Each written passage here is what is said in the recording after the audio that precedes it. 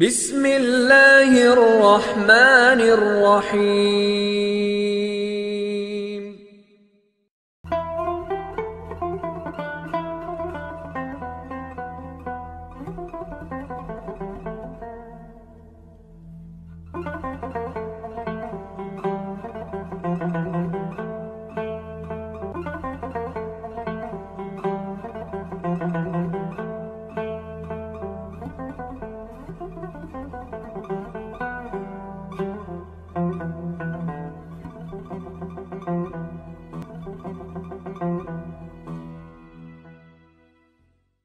اعوذ باللہ من الشیطان اللعین الرجیم۔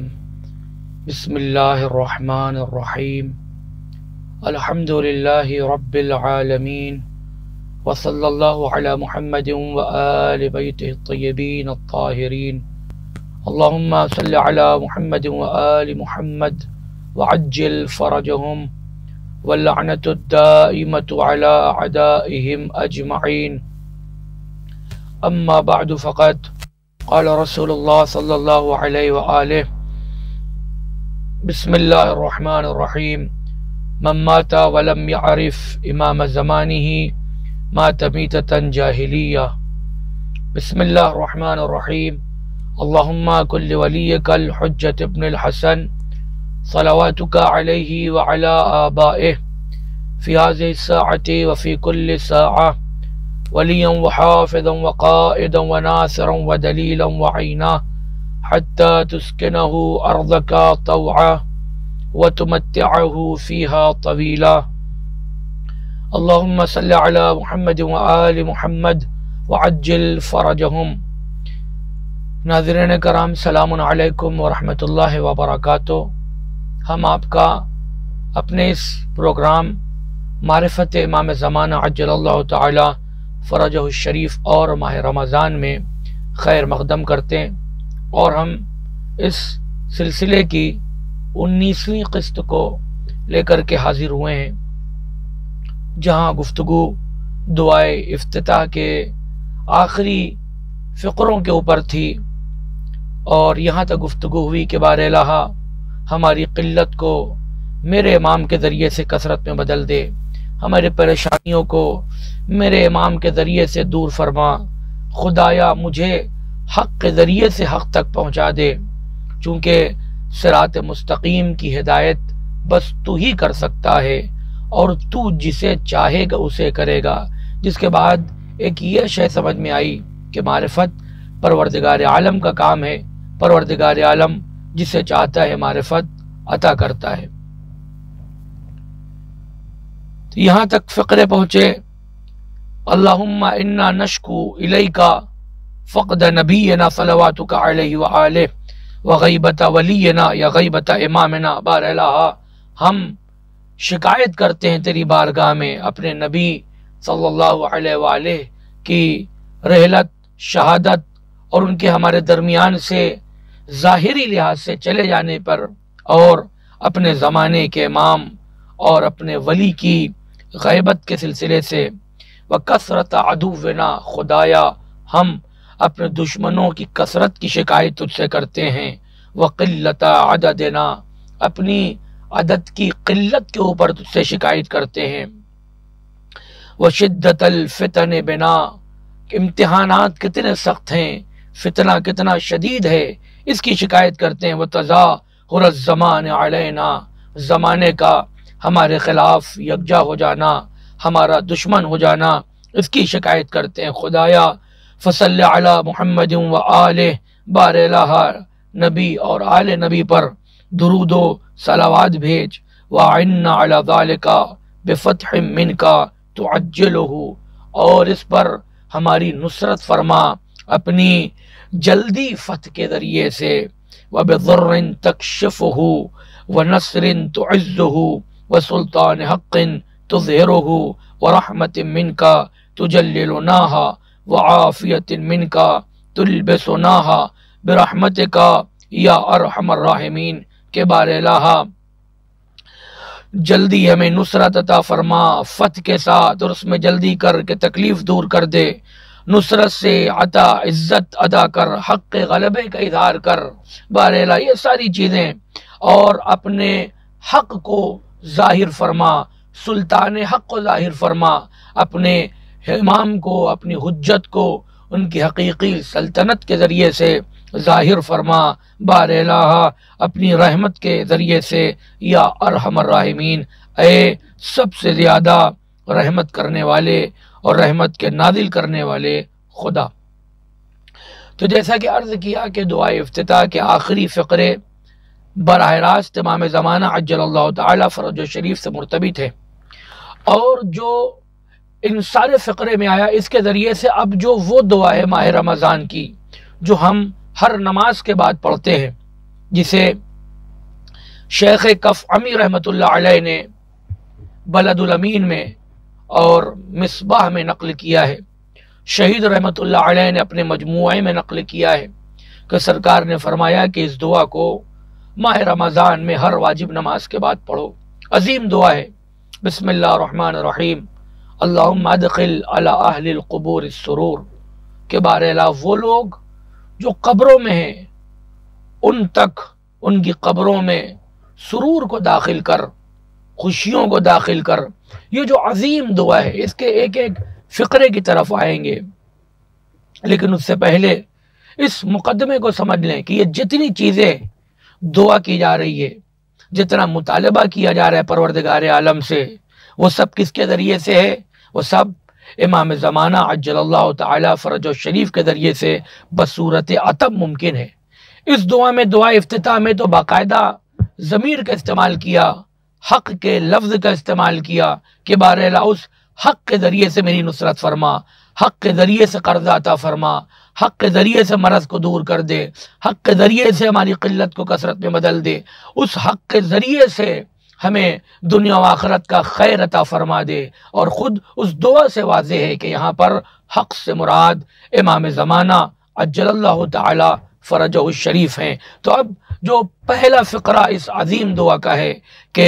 قبر میں جو لوگ ہیں سرور داخل کر دے۔ یوں تو ہو سکتا ہے کہ انسان کے اس کے ورثہ کے ایصال ثواب کے ذریعے سے اس کی قبر میں سرور پہنچے، اس کو خوشی ہو۔ روایات میں ہماری دعا ہے کہ قبرستان جاؤ،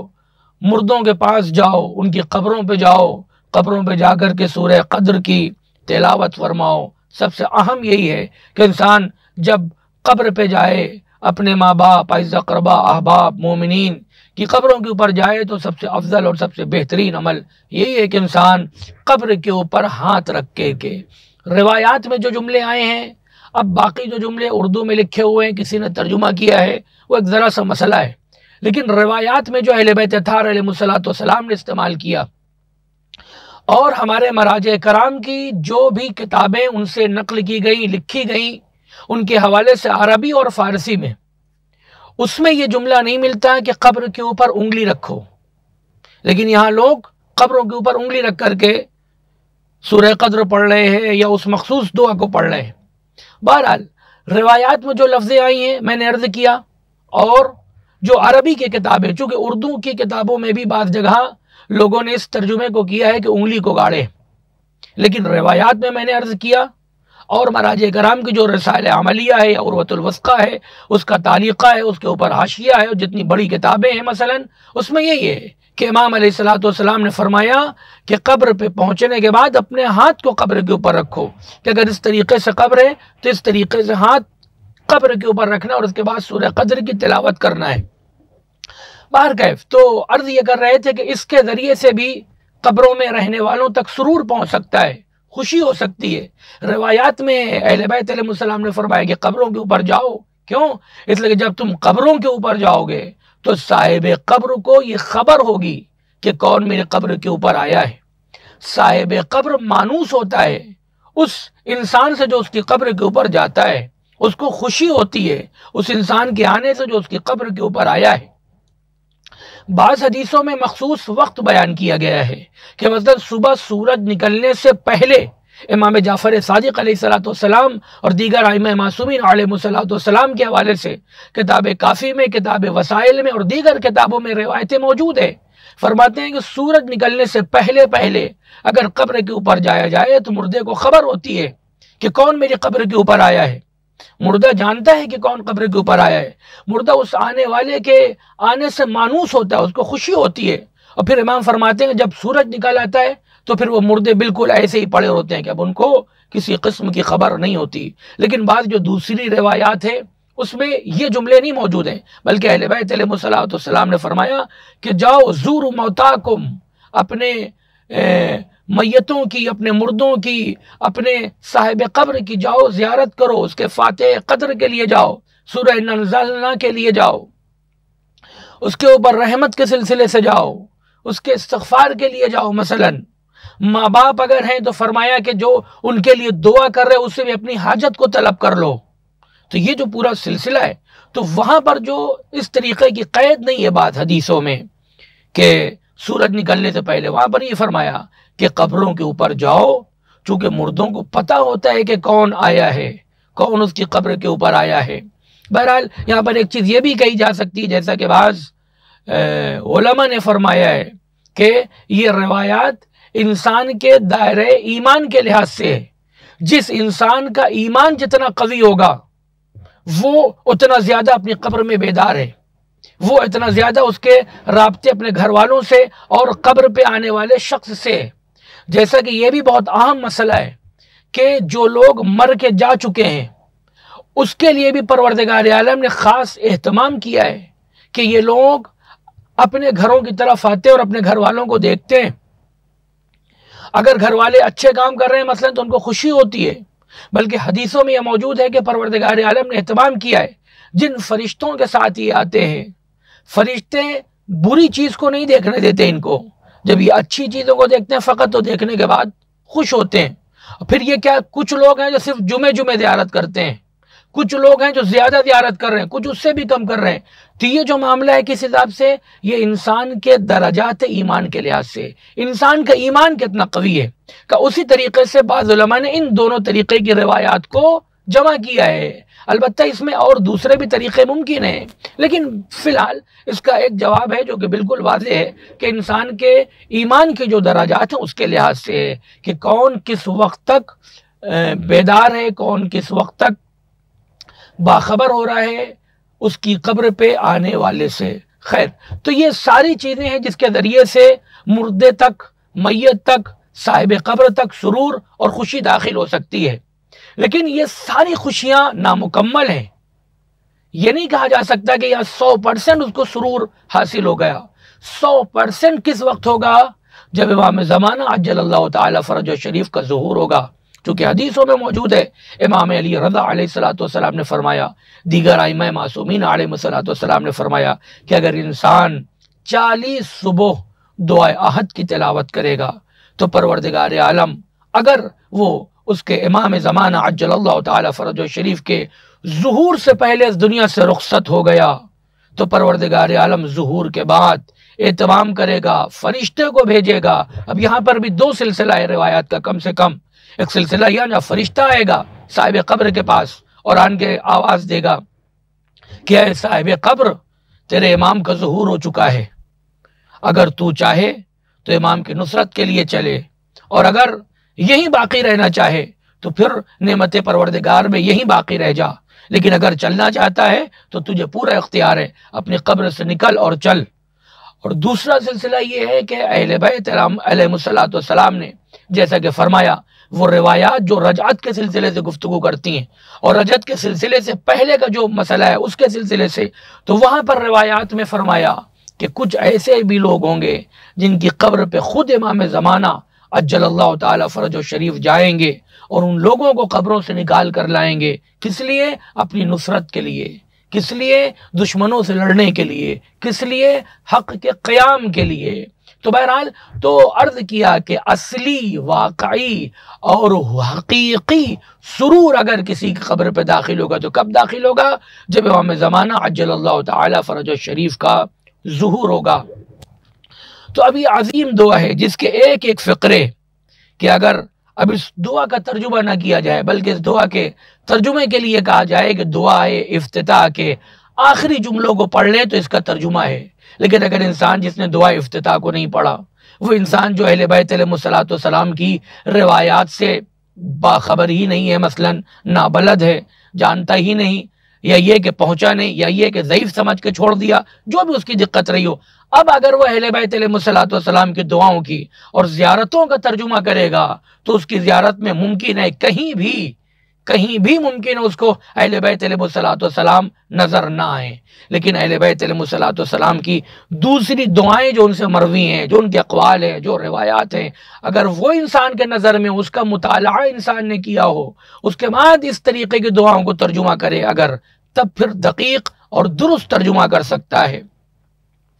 جیسا کہ عظیم دعا شیخ عباس قمی رحمۃ اللہ علیہ نے کتاب مفاتی میں بھی نقل فرمائی ہے کہ سرکار نے فرمایا کہ ماہ رمضان میں ہر فریضے کے بعد اس دعا کو اگر کوئی انسان پڑھتا ہے تو اس کا فائدہ کیا ہے؟ غفر اللہ لہ ذنوبہ الی یوم القیامہ، قیامت تک کہ اس کے جو گناہ ہیں پروردگار عالم اسے معاف کر دے گا، اس کی مغفرت کرے گا۔ اللہم ادخل علی اہل القبور السرور، کہ بار الہ اہل قبور جو اپنی قبروں میں ہیں ان تک سرور داخل کر۔ اللہم اغن کل فقیر، بار الہ ہر فقیر کو غنی بنا دے، اس کے فقر کو دور کر دے۔ اس میں یہ جملہ نہیں ہے، لیکن دعا افتتاح میں یہ جملہ تھا جہاں پر بیچ میں ایک لفظ آ گیا تھا، ضمیر استعمال ہوئی تھی کہ بے ہی، کہ بار الہ اسی حق کے ذریعے سے، یعنی امام زمانہ عجل اللہ تعالی فرجہ شریف کے ذریعے سے ہمارے فقر کو، ہماری غریبی کو، ہماری فقیری کو غنا میں تبدیل کر دے۔ اور یہاں پر تو جب اس کو ہم دیکھیں گے تو یہاں ترجمہ دقیق تبھی ہوگا کہ بار الہ امام کی معرفت کے ذریعے سے، امام کی معیت کے ذریعے سے، امام کے ساتھ ہمیں کر دے، جس کے بعد کیا ہوگا کہ ہمارا فقر غنا میں تبدیل ہو جائے گا، چونکہ انسان کو غنا مل گیا، غنی انسان کو مل گیا۔ اسی وجہ سے اہل بیت اطہار علیہ الصلوۃ والسلام کی روایات کی طرف اگر نظر کی جائے تو سب سے یہی مطالبہ کیا کہ بزنس کرو، تجارت کرو، تجارت میں برکت ہے،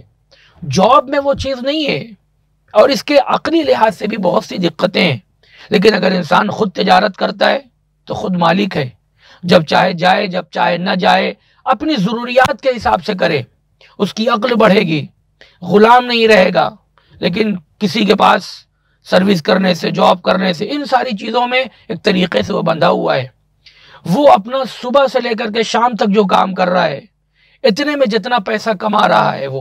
دوسرے کو دے رہا ہے، دوسرا آدمی اس کو دے رہا ہے، اس کا کئی گنا اس کا وہ خود کما سکتا ہے۔ کب؟ جب اس کا اپنے کا بزنس ہو، خود کا بزنس ہو، خود وہ کر رہا ہو۔ تو یہی ایک عظیم فرق ہے کہ انسان کو ایک مہینے میں 30,000 روپے مل رہے ہیں جاب کر کے، لیکن اگر وہ اسی طریقے سے اپنا بزنس کرتا تو دھیرے دھیرے اس مقام پہ پہنچتا کہ اتنی ہی محنت کرتا، اور اتنی محنت میں ہو سکتا ہے 30,000 کی جگہ 3 لاکھ روپے کما لے، اس کے کئی گنا کما لے۔ تو بہرحال روایات میں اہل بیت اطہار علیہ الصلوۃ والسلام نے تجارت کی تاکید فرمائی ہے، لیکن اب مسئلہ یہ نہیں کہ بس ہم باہر نکلیں اور کمانے لگیں، تجارت کے لیے ابھارا ہے، وادار کیا ہے، تاکید کیا ہے، ہم سے چاہا ہے، بلکہ ہم سختی سے منع کیا کہ کسی کے سامنے ہاتھ نہ پھیلانا۔ روایات میں موجود ہے، اہل بیت علیہ الصلوۃ والسلام فرماتے ہیں کہ میرا چاہنے والا ممکن ہے فاقے سے مر جائے لیکن وہ کبھی کسی کے سامنے ہاتھ نہیں پھیلاتا۔ اور احادیث قدسی میں بھی ہے اور دیگر روایات میں بھی موجود ہے کہ پروردگار عالم ہرگز برداشت نہیں کرتا کہ اس کا کوئی بندہ کسی بندے کے سامنے ہاتھ پھیلا دے۔ لیکن چھوٹی سے چھوٹی چیزوں میں بھی کس کے طرف رجوع کیا جائے؟ پروردگار عالم کی طرف۔ اور پروردگار عالم کی طرف رجوع ہم نے کر لیا، یہ کب سمجھا جائے گا؟ جب ہم اہل بیت علیہ الصلوۃ والسلام کی طرف آئے، چونکہ پہلے بھی عرض کیا کہ پروردگار کہیں کرسی لگا کر کے نہیں بیٹھا ہے، پروردگار استغفر اللہ کسی محل میں نہیں بیٹھا ہے، پروردگار عالم کی بارگاہ کا نام ہے 14 معصومین علیہ الصلوۃ والسلام۔ تو جب ہم ان تک پہنچیں گے تب یہ سارے معاملے ہیں۔ تو پھر ایک اہم شے، اگر انسان بزنس کر رہا ہو، تجارت کر رہا ہو، ایک اہم شے اس کی فکر پیسے کی طرف نہ ہو، وہ یہ نہ سوچے کہ اس بزنس کے ذریعے سے پیسہ کما لے، نہ، اس پیسے، اس بزنس کے ذریعے سے، اس محنت کے ذریعے سے پیسہ نہیں، پھر کس چیز کی طرف نظر ہو؟ یعنی رزق کی طرف نظر نہ ہو بلکہ رازق کی طرف نظر ہو۔ انسان صبح سے شام تک محنت کرے لیکن یہ نہ سوچے کہ ہمیں رزق مل جائے، اس کے ذریعے سے بھی وہ یہ سوچے کہ ہمیں رازق مل جائے، انسان غنی کے ساتھ ہو جائے،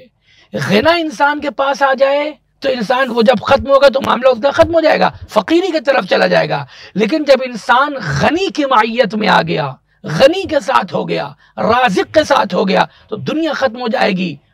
عذاب ہو جائے گا، سب کچھ تہس نہس برباد ہو جائے گا، لیکن اس کا جو غنا تھا وہ کبھی ختم ہونے والا نہیں ہے۔ اب اس کے ہاں فقیری کا تصور نہیں، کیوں؟ چونکہ اس نے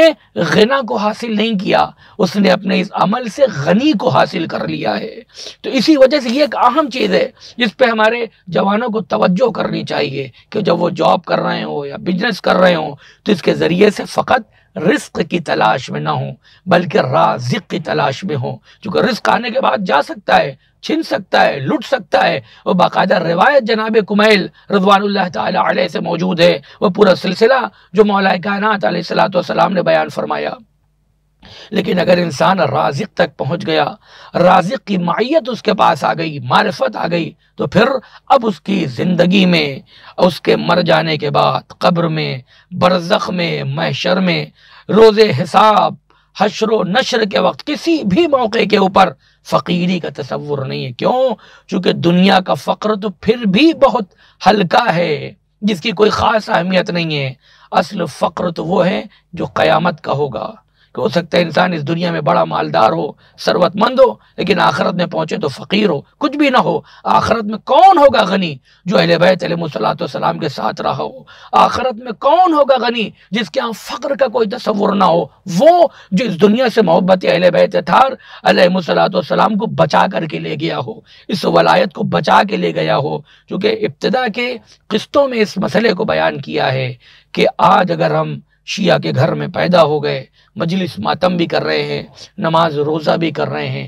تب بھی ہم مطمئن نہیں ہو سکتے کہ ہمارے پاس اب یہ جو مسئلہ آ گیا یہ کبھی ہم سے چھن نہیں سکتا ہے۔ نہ، بہت سے پہلے تھے جن سے چھن گیا، بہت بڑا عالم، اپنے زمانے کا ظاہری حساب سے مرجع ہم کہہ سکتے ہیں، شلمغانی لعنت اللہ علیہ، جو غیبت صغرا میں تھا، بالکل امام کے خلاف ہو گیا۔ اتنا بڑا مرجع، جس طرح بڑا عالم کہ جس کی کتاب سے شیعوں کے سارے گھر بھرے ہوئے تھے، سارے شیعوں کے گھر میں اس کی کتاب موجود تھی، تو اتنے بڑے بڑے لوگ، اتنے چھوٹے چھوٹے لوگ، امام موسیٰ کاظم علیہ الصلوۃ والسلام کے وکیل خاص علی ابن حمزہ بطائنی، عیسیٰ رواسی، قندی، یہ جتنے لوگ تھے، جیسا کہ علماء رجال نے بیان فرمایا ہے، ابن ملجم لعنت اللہ علیہ، یہ وہ لوگ تھے جو عبادت بھی کرتے تھے، جو محبت کا دعویٰ بھی کر رہے تھے، اور کہیں نہ کہیں ظاہری گفتگو میں اگر دیکھا جائے، جیسا کہ علامہ مجلسی رحمۃ اللہ علیہ نے بیان فرمایا، تو اپنے دعوے میں سچا تھا۔ ابن ملجم سے جب مولا نے کہا کہ ابن ملجم تو مجھے شہید کر دے گا، تو ابن ملجم کو چاہیے تھا کہ وہ بچنے کی کوشش کرتا، کہتا مولا کسی ایسی چیز کو تعلیم فرما دیجئے جس کے ذریعے سے میں اس عمل سے بچ جاؤں۔ وہ دوسری طرف تھا، مولا اس سے کہتے تھے تو مجھے قتل کر دے گا، وہ مولا سے کہتا تھا مولا مجھے سمجھ میں نہیں آ رہا ہے، میں آپ سے اتنی محبت کر رہا ہوں، میں آپ کو قتل کیسے کر سکتا ہوں؟ اس کا یہی جملہ بتا رہا ہے کہ آپ کا فقط ساتھ رہنا کافی نہیں ہے، محبت کا دعویٰ کافی نہیں ہے، معرفت ہونی چاہیے۔ اگر ابن ملجم کے پاس معرفت ہوتی تو اس طریقے کی گفتگو کبھی نہ کرتا۔ کبھی یہ کہتا تھا سمجھ میں نہیں آ رہا ہے، میں یہ کیسے کر دوں گا، کبھی یہ کہتا تھا میری گردن کاٹ دیجئے، نہ میں رہوں گا نہ میں آپ کو شہید کروں گا، کبھی یہ کہتا تھا مجھے اتنی دور کر دیجئے کہ میں نہ آپ کے قریب آ پاؤں اور نہ آپ کو شہید کر سکوں۔ یہ سارے وہ حربے اور ساری باتیں کر رہا تھا، لیکن ایک اہم مسئلہ تھا جو ماہ رمضان کی دعاؤں میں کثرت کے ساتھ موجود ہے، اور جس کی بازگشت ولایت کی طرف ہوتی ہے۔ جو جملہ ولایت سے شروع ہوتا ہے اہم جملہ ہے، جس کی بعد میں انشاءاللہ وضاحت کے ساتھ، چونکہ وقت ختم ہو رہا ہے، بعد میں اس کی مزید وضاحت کے ساتھ اس مسئلے کو واضح کرنے کی کوشش کیا جائے گا، جو ماہ رمضان کی دعاؤں میں کے بارے لہا کہ اگر میں تیرے علم میں، میں تیری کتاب میں، میں تیرے نزدیک شقی لوگوں کی فہرست میں لکھا ہوا ہوں، تو میرا نام اشقیاء کی فہرست سے مٹا کر، جہنمیوں کی فہرست سے مٹا کر ہمارا نام سعداء میں لکھ دے، جنت میں جانے والے لوگوں کی جو فہرست ہے اس فہرست میں ہمارے نام کو لکھ دے۔ تو بہرحال تو یہ جو جتنی چیزیں ہیں یہ کب ممکن ہے؟ جب ہم غنی کے ساتھ ہو جائیں۔ تو ہمارا فقر پیسے سے نہیں دور ہو سکتا، ہمارا فقر اس وقت دور ہوگا جب ہمارے امام زمانہ عجل اللہ تعالی فرج الشریف کا ظہور ہوگا اور ہمارے پاس امام کی معرفت اور امام کا ساتھ ہوگا۔ ہمارا وقت ختم ہوتا ہے، ہم آپ حضرات سے اجازت چاہتے ہیں۔ والسلام علیکم ورحمۃ اللہ وبرکاتہ۔